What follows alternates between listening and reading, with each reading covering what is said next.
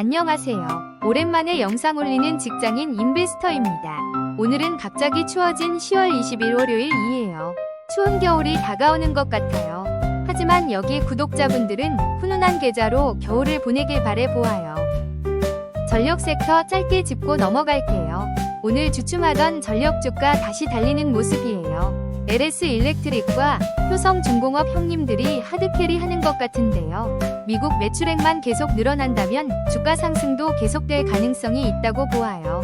하지만 매출액 감소가 눈에 보이면 추가 상승은 어려울 수 있으니 꼭 조심하시기 바래요. 하지만 전체적으로 앞으로 시장이 확대되는 영역이기 때문에 전체적으로 상승 가능성이 높은 섹터인 것은 맞는 것 같으니 너무 걱정 마시고요. 급등할 때 잡지 말고 여유있게 접근해보아요. 다음은 로봇 관련주예요. 일부 종목은 상당한 과열 상태인 종목도 보이고요. 일부 종목은 섹터 내 키맞춤을 하느라 급등하는 종목도 보이고 있어요. 섹터 내 키맞춤이라는 것은요, 이런 거예요. 같은 반 친구들이 소풍을 가는데 한 친구가 엉뚱한 곳으로 가고 있어서 반 친구들이 있는 곳으로 빠르게 뛰어오고 있는 느낌인 것 같아요.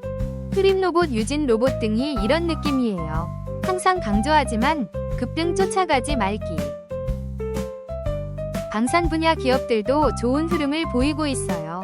한국 방산 지속적인 성장을 했으면 좋겠고요. 그렇게 될 것 같아요. 한국에도 로키드 마틴 같은 백조 기업 탄생을 기원해보아요. 지난번 영상에서도 언급했었는데요.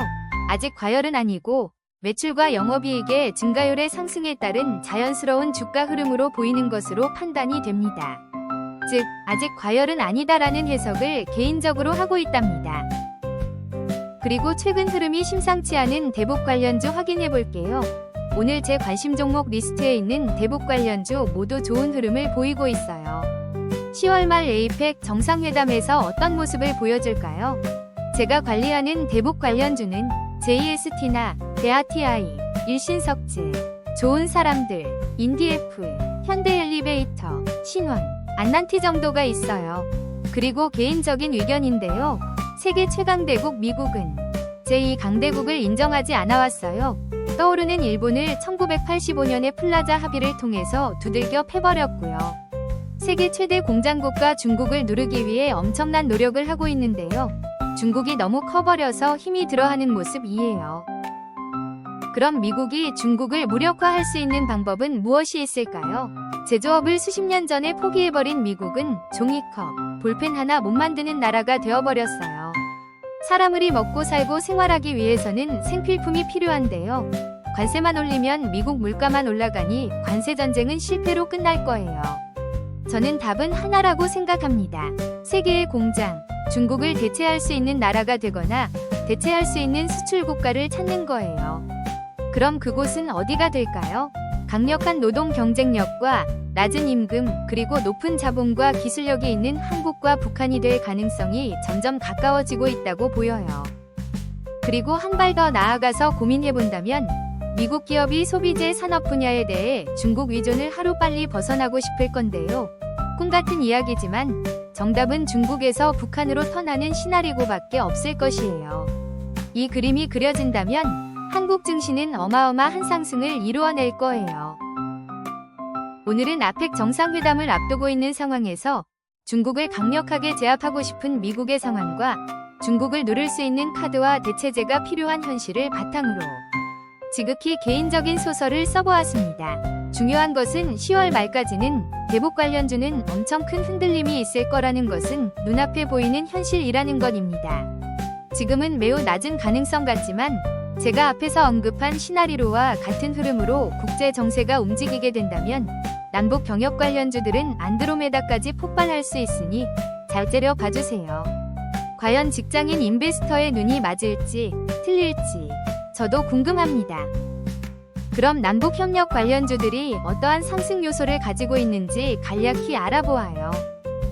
대동, TYM이 있어요. 트랙터 등 농기계 전문 회사인데요. 북한의 농업 기반이 향상되게 되면 한국 농기계 회사의 북한 진출이 가능해질 수 있어요. 다음으로 특수건설, 대하TI라는 회사가 있어요. 산악지역이 많은 북한의 도로, 통업공사가 진행되면 엄청난 성장이 있을 기업들이고요. 대아티아이의 경우는 철도가 유럽, 러시아까지 연결되는 경우 기존 영위하던 사업 규모가 수십 배 커지는 것을 의미하게 될 거예요.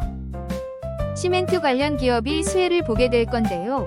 북한의 건설 수요가 폭발하더라고 남쪽의 지하 자원이 북한보다 많은 게 유일하게 시멘트이거든요. 시멘트 관련 기업의 공장은 24시간 풀 가동하게 될 거예요. 그리고 남북 평화 모드 시 단골로 상승하는 비료 관련주들입니다. 카프로, 태원물산, 우진 BNG, KG 케미칼, 대경BK, 롯데정밀화학, 경농, 조비 등의 회사가 있어요. 남북협력시 관련 기업이 정말 많네요. 끝으로 개성공단이 재개되는 경우에 줄 서 있는 위류 패션 기업이 있어요. 아직 인공지능, 로봇이 대체하지 못하는 영역에 있는 분야이고요. 북한의 고품질 노동력이 필요한 분야이기도 합니다. 주요 기업으로는 신원, 인디에프, JST나 등이 있어요. 오늘 에이펙 정상회담을 며칠 앞둔 상황에서 남북 평화 모드가 이루어질 가능성에 대해서 미국과 중국의 관례로 상상력을 발휘해서 소설을 써보았습니다. 저는 개인적으로 어떤 섹터든지 소소하게 대표 종목을 가지고 있는 것을 추천드려요. 그렇게 되면 해당 대표 종목을 통해서 당시의 시장 상황, 국제 정세, 국내 정치 상황, 주도 섹터의 변화 등을 빠르게 캐치하는 데 도움이 되기도 한답니다. 오늘은 날이 추워서 주저리 여러 이야기를 해보았어요. 남북 경협 관련주 관심을 가져야 할 시기인 것 같아서 영상을 만들었지만 가장 중요한 모든 투자는 투자자의 책임인 거 아시죠?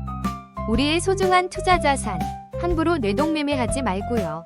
좋은 기업 찾았으면 분할로 천천히 급등할 때 기다리기 습관으로 매매해보아요. 그럼 오늘 영상은 여기서 마무리하겠습니다.